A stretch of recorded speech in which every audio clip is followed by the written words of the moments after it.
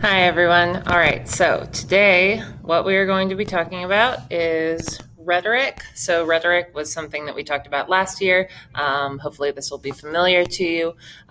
Rhetoric is extremely, extremely big as a field and as a concept. Basically, it is anything that a speaker or a writer uses in order to persuade you of something. So most people are trying to persuade you of something at any given time, right? We mostly think about this in terms of advertisers, people who are making commercials because they want you to do what? Buy their product. But there's plenty of rhetoric in the world. When you are talking to a person who you don't know very well but seems cool, you are using certain rhetorical devices to hopefully get them to be your friend, right? Rhetoric is everywhere, and therefore there are a lot of tools for rhetoric. Today, I'm going to talk through two of them because we haven't talked about them quite yet. Your assignment today is going to ask you about four. It's also going to ask you about figurative language and about symbolism. I'm hoping that figurative language and symbolism will feel like pretty familiar to you, but these two I felt like I should go back over. So let's look through couple of rhetorical devices. Remember, you hear rhetoric or rhetorical, it's all about the way that people present themselves or an argument in order to persuade you. All right. So first, let's talk about the idea of strategy. This comes up a lot, again, with advertising. But anytime that you're trying to convince people of something, there are going to be certain strategies that you can use. And there are three kind of essential ones that people have been talking about all the way since ancient Greece. We talked about this last year, but I think it bears going over again because it's weird Greek words. So the first one is logos. It's the strategy of logic, making a logical argument. There is ethos. This is the strategy of authority, making it seem like the speaker knows a lot about a certain subject, and therefore you should trust them. And then third, pathos. Pathos is emotion, so making some kind of persuasive argument that plays on the audience's emotions and feelings. So let's go into a little more depth on these three: logos, ethos, and pathos. All right, logos, the argument of logic. It's always so hard to drag this. Will it move over here? No? Maybe? Yeah, this is pitiful. That'll work. Okay, so logos is persuading an audience using logic. So anytime you see some kind of an advertisement or a speech or even a movie like a documentary that is using a lot of facts and figures, logical arguments, scientific research, data, numbers, dates, this kind of thing. If you start seeing those things, you can pretty much tell that the rhetorical strategy being used is the strategy of logos. An example that I have right over here is this Pop Chips ad that says, "Less guilty, more pleasure." And it tries to tell you, for example, these chips over here have all of these calories, and or if you want 100 calories, you can only have this number of chips. And if you only want 100 calories, you can only have this style of, or this number of chips. But with Pop Chips, you can have all these chips and it's still only 100 calories. So what they're trying to convince you is that you should eat Pop Chips because they are lower calorie and therefore are going to make you gain less weight, which I don't know. Don't be afraid of gaining weight when you eat chips. Live your life. There's nothing wrong with gaining weight. People are beautiful at every size, et cetera, et cetera. But yeah, you see that there is a logical argument here. There are numbers, there are facts and figures about the calorie content of Pop Chips, and that's why they're saying you should eat Pop Chips. So we know they're trying to persuade us, and they are doing so with a logical argument. We have logos. All right, let's see what Rihanna wants. This one is ethos, or arguments that appeal to your respect for the authority of the speaker.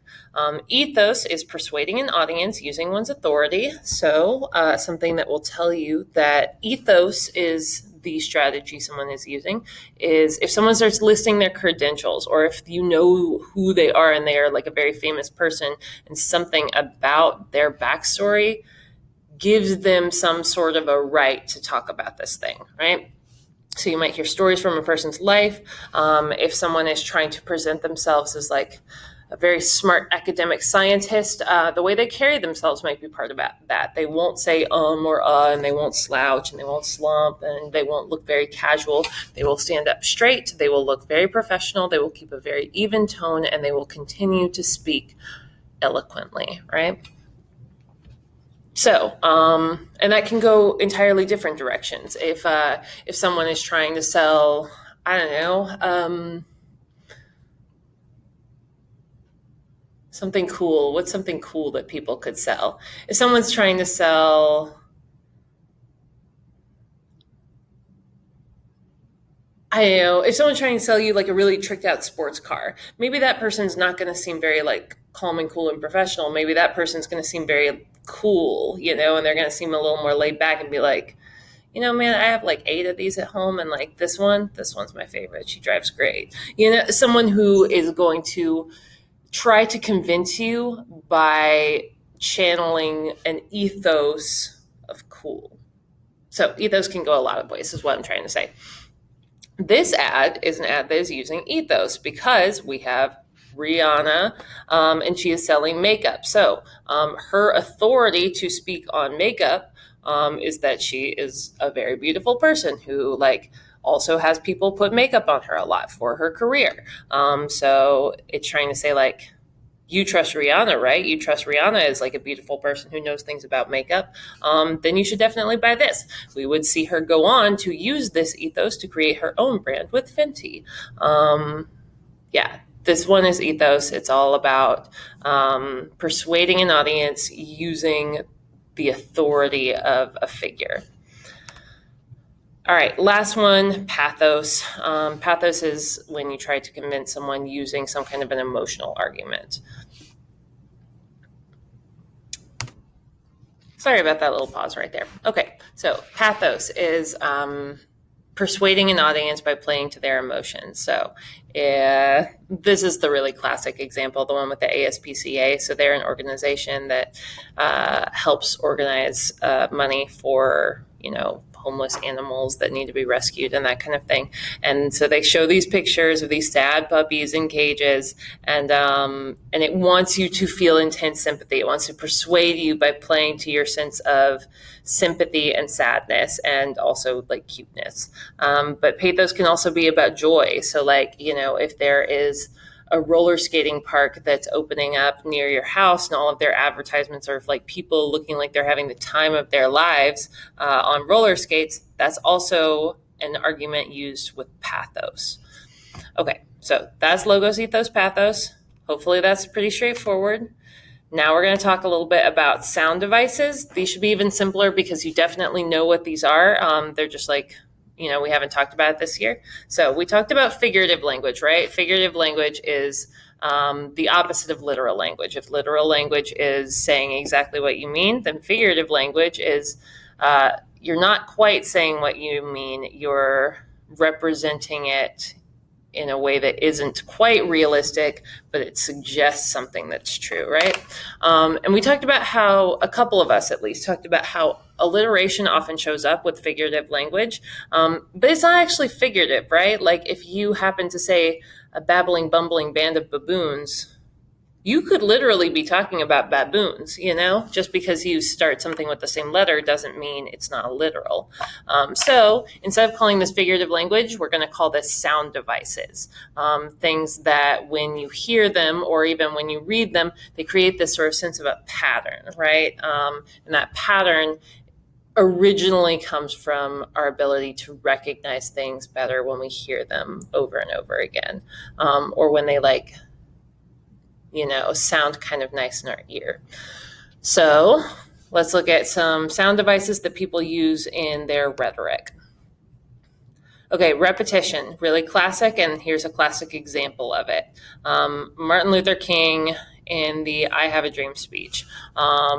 he repeats, I have a dream, I have a dream, I have a dream, right? And he does that, to make it stick in your mind, right? That's always kind of the primary purpose of any sort of sound device, that it makes it easier to remember, makes it get lodged in your brain. But also it serves another purpose. By saying, I have a dream over and over again, while he's also talking about all of these different racial injustices, we're seeing that for as bad as things were at that time in American history, he's trying to say, my dream cannot be defeated. Like, it's going to keep coming. It's going to keep like shining and feeling possible to me, no matter how many things are difficult, right? So that's repetition. Then we have rhyme. Rhyme also is designed to help us remember something, but it can also connect two ideas. For example, if you've heard the Wendy's slogan, "Tastes great, even late," that connects two ideas for us. It connects the idea that Wendy's tastes really good, and also that they are open late. So clearly what Wendy's wants to stick in your head is the fact that they've changed their hours, right? But they're trying to tell you in this sneaky rhetorical way.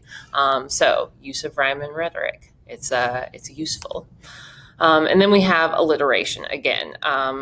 Alliteration, if you don't remember, is when several words in a row start with the same letter or sound. Alliteration is meant to make information easier to remember. And this is so straightforward that I figured I would share one of my favorite ad campaigns with you. Bumpers is this fast food place in Jackson, and they have a promotion called the Bumpers Biggie Bag. You guys just Google Bumpers Biggie Bag. Like, please put it into YouTube, listen to the song. It's so incredibly good. But yeah, so these are a couple of rhetorical strategies. I will be back very, very shortly to explain how you're actually going to do your assignment for today. But let's start thinking about how to persuade people of things. There are so many ways. So this has only been 2 categories of a million. All right, I'll see you more soon. Bye.